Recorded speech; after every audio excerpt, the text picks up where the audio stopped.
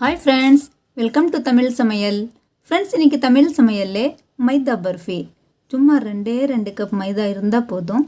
இந்த சாஃப்டான பர்ஃபி எப்படி செய்கிறது ஃபுல்லாக வீடியோ வாட்ச் பண்ணால் ரொம்ப யூஸ்ஃபுல்லாக இருக்கும். கரெக்டாக மெஜரிங் இந்த வீடியோவில் நான் சொல்கிறேன். எப்படி சாஃப்டாக இருக்குது பாருங்கள்.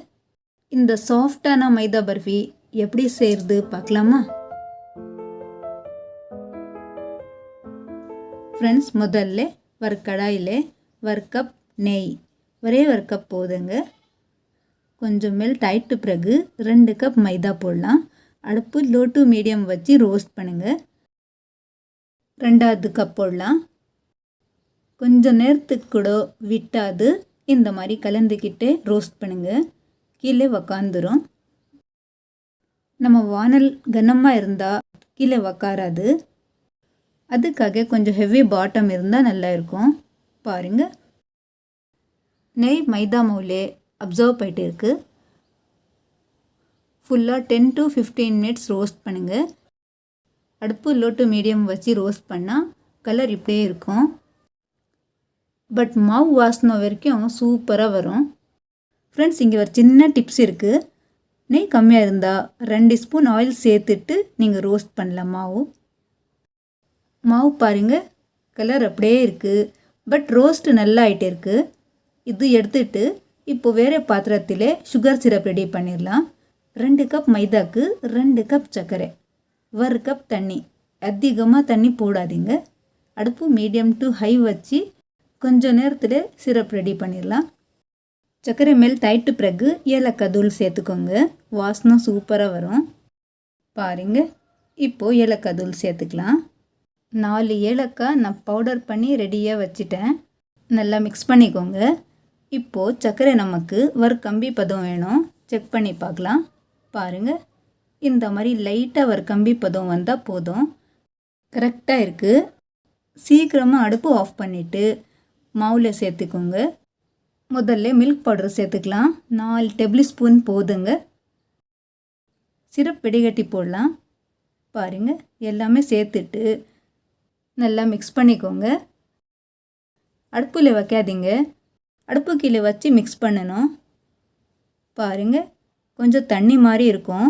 இதே மாதிரி கலந்துக்கிட்டே மிக்ஸ் பண்ணால் மாவு மிக்ஸ்சர் கரெக்டாக வந்துடும். இந்த மைதா பர்ஃபி ரொம்ப ஈஸியாக செய்கிறதுக்கு சும்மா 10 நிமிஷத்துலேயே ரெடி பண்ணிடலாம். இந்த ஈஸியாக ரெசிபி கண்டிப்பாக ஒரு தடவை ட்ரை பண்ணுங்கள்.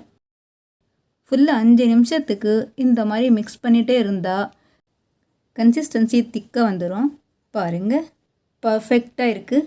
அவ்வளோதான். இப்போது வேறு பிளேட்டு எதனாச்சும் பாக்ஸ் இருந்தால் நான் பேட்டர் பேப்பர் போட்டு ரெடியாக வச்சிட்டேன். கொஞ்சமாக நெய் அப்ளை பண்ணிவிட்டு போடலாம். இந்த மாதிரி கன்சிஸ்டன்சி இருந்தால் நீங்கள் பிளேட்டு எதனாச்சும் பாக்ஸில் போட்டு ஃப்ளாட் பண்ணிக்கோங்க. சும்மா 1/2 an hour லிட் க்ளோஸ் பண்ணி வச்சிடலாம். கார்னிஷிங்க்கு எதுனாச்சும் ட்ரை ஃப்ரூட் பிடிச்சி இருந்தால் நீங்கள் கண்டிப்பாக போடலாம். நான் முந்திரி பருப்பு ரெடியாக வச்சுருக்கிறேன். இதில் மேலே போட்டு லைட்டாக ப்ரெஸ் பண்ணிக்கோங்க.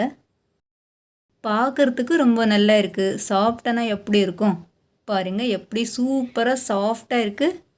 இந்த மாதிரி ப்ரெஸ் பண்ணிவிட்டு சும்மா 1/2 an hour லிட் க்ளோஸ் பண்ணி வச்சிடலாம். கொஞ்சம் நேரத்துக்கு அப்புறமா கட் பண்ணி சர்வ் பண்ணலாம்.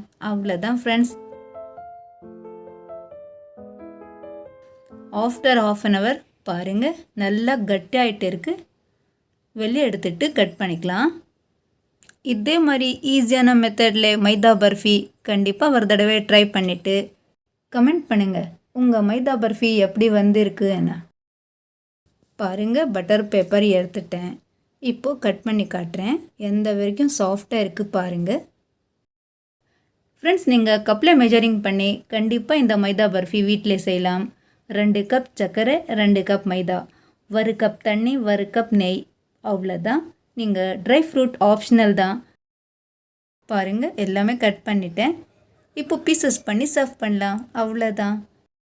நம்ம பேக்கரியில் வாங்குறதோட வீட்டில் செஞ்சு சாப்பிட்டா ரொம்ப ஃப்ரெஷ்ஷாக கிடைக்கும். குவாலிட்டி குவான்டிட்டி அதிகமாக வரும். அவ்வளோதான் ஃப்ரெண்ட்ஸ். நம்ம வீடியோ பிடிச்சிருந்தா ப்ளீஸ் லைக் பண்ணுங்கள், ஷேர் பண்ணுங்கள். சேனலுக்கு புதுசு இருந்தால் மறக்காமல் தமிழ் சமையலுக்கு சப்ஸ்கிரைப் பண்ணிவிட்டு பெல் ப்ரெஸ் பண்ணுங்கள். நான் இன்னும் வர முறை நியூ ரெசிபியோட வர்றேன். தேங்க்யூ.